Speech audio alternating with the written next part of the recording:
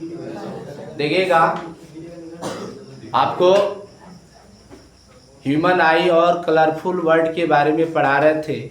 उसमें एक हेडिंग है प्रकाश की प्रकीर्णन। प्रकाश की प्रकीर्णन शब्द का नाम रखने वाले भारतीय वैज्ञानिक सर सीवी रमन थे। सर सीवी रमन का नाम आप लोग सुने होंगे। उनका पूरा नाम था चंद्रशेखर वेंकट रंगम। उनकी प्रारंभिक शिक्षा दीक्षा तो भारत में हुआ। हायर एजुकेशन के लिए वह विदेश पढ़ने जाना चाहते थे, लेकिन उनकी स्थिति खराब होने के कारण उसके पिताजी इतना बियर न कर पाए और जिसके कारण वह विदेश में पढ़ाई करने में सक्षम नहीं कर पाए। उनके जो रिलेशनशिप वाले थे उन्होंने बताया कि आप पढ़ाई करने के लिए पहले गवर्नमेंट जॉब कोई करो। उसने एक सीए की वैकेंसी लिख ली, चार्टर्ड अकाउंटेंट का। उसमें उसने पेपर दिया। पेपर देने के बाद उसकी फर्स्ट अटेम्प्ट में उनकी क्या हो गई, वह परीक्षा को बीट कर दी और सीए पोस्ट पे नौकरी की। सीए पोस्ट पे नौकरी करने के बाद उन्होंने क्या किया, कुछ पैसे कमाए। एक बार की बात है, वो इंग्लैंड की यात्रा करने निकले। वह जब पानी के जहाज से जा रहे थे तभी जो है सूर्य की किरणें समुद्र के तल पर टकरा रही थी और टकरा करके वो किरणें आप उनकी आंखों में पड़ रही थी। आंखों में पड़ने की वजह से वो किरणों में सोचा ही कौन सी प्रॉपर्टी है जो जल के सरफेस से टकरा करके पुनः जो हमारे आंखों की किरणों पर पड़ रही है। वो जाने के बाद वह रिटर्न हुए तो उस पर लगे वह शोध करने के लिए। शोध करना शुरू कर दिए और शोध करके उस शब्द का नाम रखे प्रकाश का प्रकीर्णन। प्रकाश का प्रकीर्णन क्या होता है, तो प्रकाश किरणों का किसी जल के तल या किसी चिकने सरफेस से टकराकर और पुनः उसी दिशा में क्या हो जाना, लौट जाना या फैल जाना ही प्रकाश का क्या कहलाता है, प्रकीर्णन कहलाता है। इस प्रकीर्णन शब्द का नाम किसने रखा था, सर सीवी रमन। इन्होंने लगभग 10 वर्ष तक इस पर एक्सपेरिमेंट किया और एक्सपेरिमेंट करके इस शब्द का नाम रखा। इन्हीं के नाम पर 28 फरवरी को साइंस डे मनाया जाता है। ठीक है ना। प्रकाश का प्रकीर्णन क्या होता है, तो जल के तल से टकराकर प्रकाश किरणों का फैल जाना ही क्या कहलाता है, प्रकाश का प्रकीर्णन कहलाता है। और भी आप लोग देखे होंगे रात्रि के समय में धूल के कण, जब टार जलाते होंगे तो धूल के कण उसमें उड़ते हुए दिखाई देते हैं। उसी कणों से टकराकर प्रकाश किरणों का फैलना ही क्या कहलाता है, प्रकाश का प्रकीर्णन कहलाता है। प्रकाश का प्रकीर्णन का डेली लाइफ में बहुत यूजेज है। अब इसका यूजेज आप देखोगे एप्लीकेशन कहाँ कहाँ, इसी पर आधारित कौन कौन सी घटना होती है। Event based on scattering of light.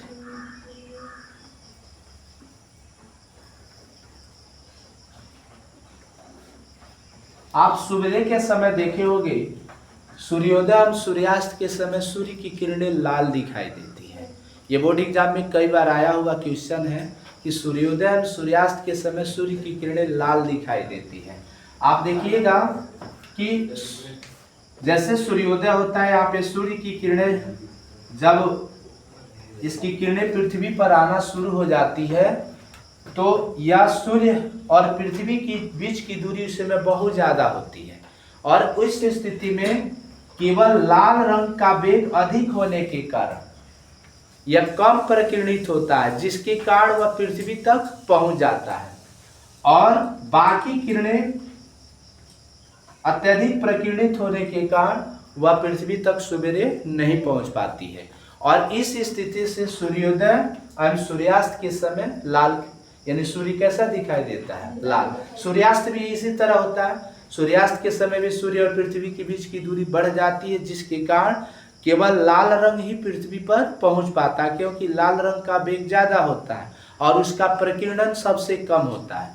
बैगनी रंग का प्रकीर्णन सबसे अधिक होता है, जिसके कारण सूर्योदय और सूर्यास्त के समय क्या होता है, यानी सूर्य कैसा दिखाई देता है, लाल।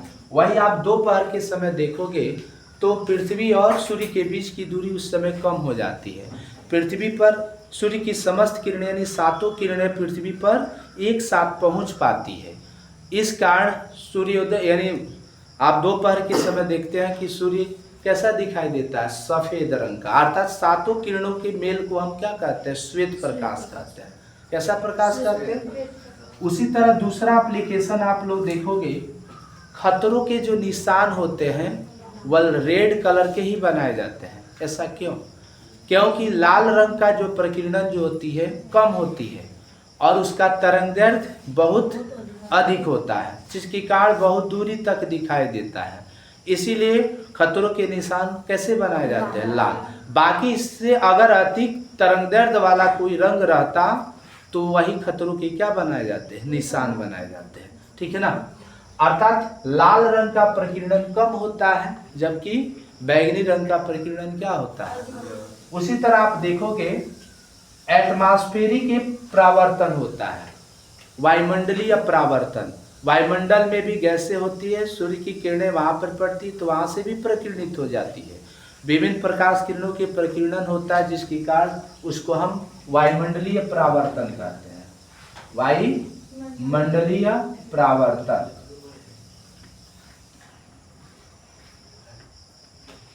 जिसको एटमॉस्फेरिक रिफ्लेक्शन कहते हैं।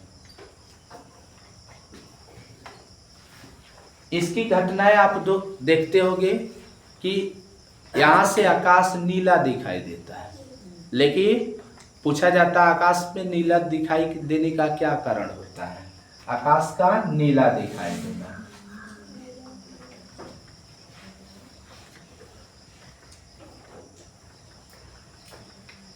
इसमें आप सूर्योदय एवं सूर्यास्त के समय क्या देखे हो, सूर्योदय एवं सूर्यास्त के समय सूर्य का लाल दिखाई देना, सूर्य का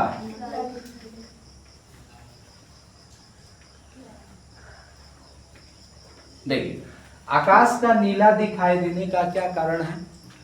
सूर्य अंतरिक्ष जो यात्री होते हैं अंतरिक्ष में जब पहुंचते हैं तो वास्तव में वो आकाश नीला न वो ब्लैक दिखाई देता है अंतरिक्ष, क्योंकि अंतरिक्ष में जाने पर वायुमंडल का स्तर घट जाता है, अर्थात उसमें वायु की परतें खत्म हो जाती है।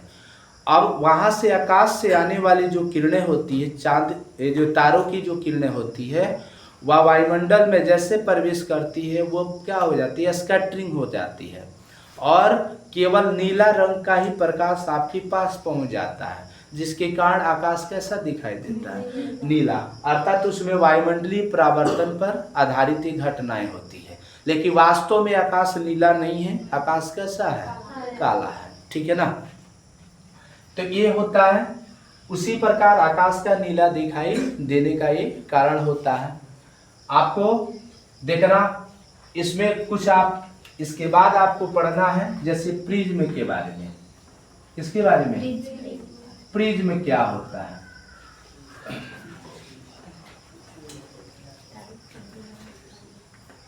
प्रिज्म आप देखोगे कि प्रिज्म जो है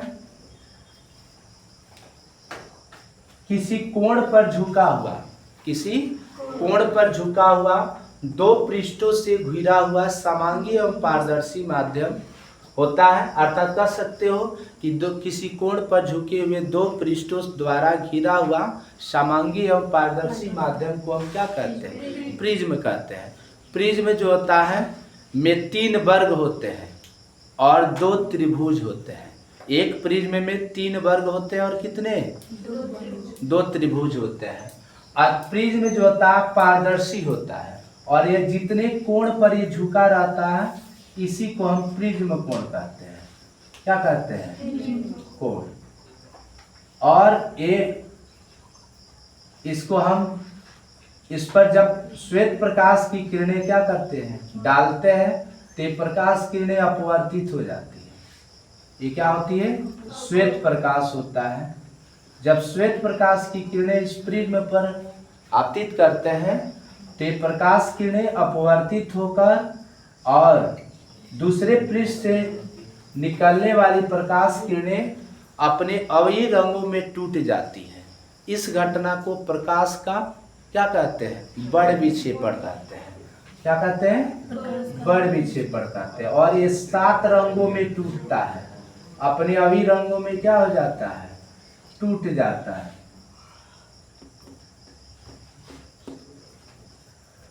इस घटना को हम क्या कहते हैं? बड़ विक्षेपण। प्रकाश का बड़ विक्षेपण कहते हैं।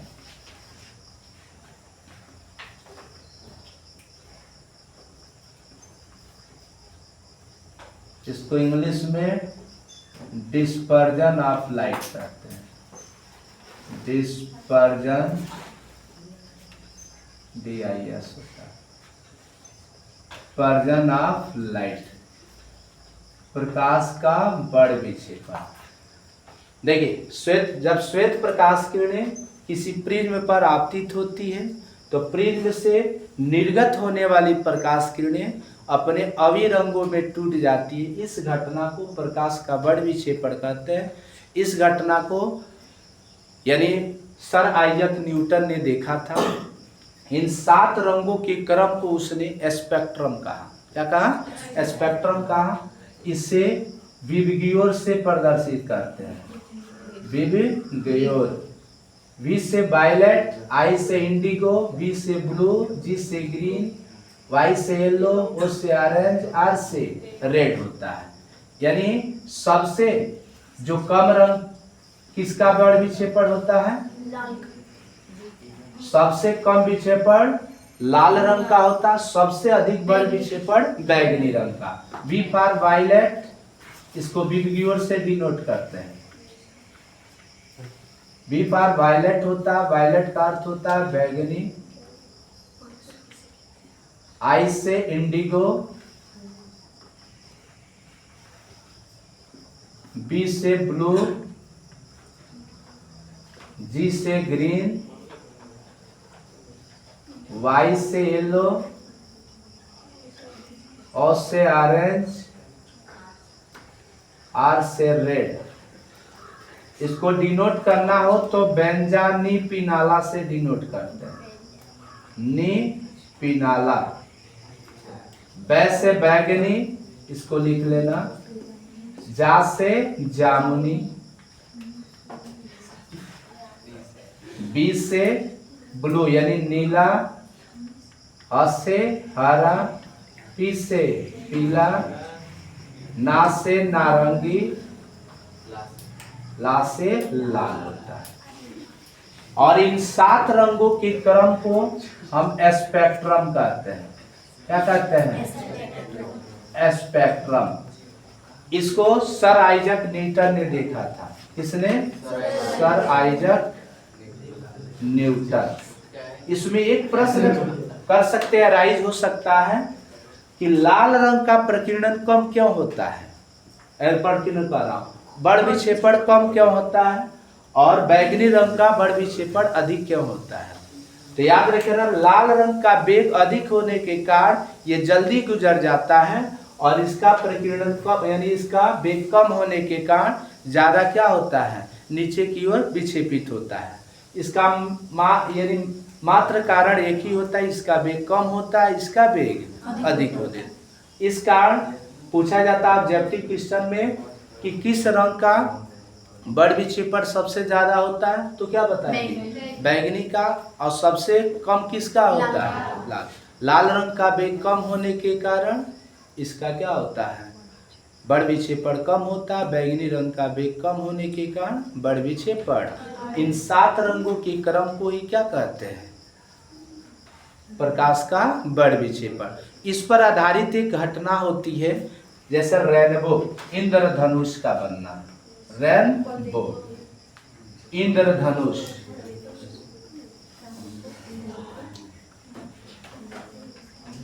इंद्रधनुष जो होता है कैसे बनता है? आकाश में वर्षा के पश्चात आकाश में वर्षा की कुछ बूंदें शेष रह जाती है। जब इस पर सूर्य की किरणें पड़ती है, सूर्य की किरणें पड़ती है तो यहाँ पर क्या होती है?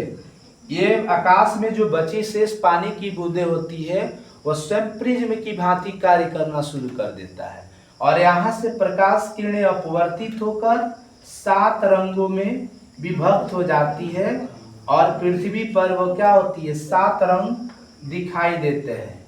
इसी रंगों के क्रम को हम क्या कहते हैं, इंद्रधनुष कहते हैं, यानी रेनबो कहते हैं।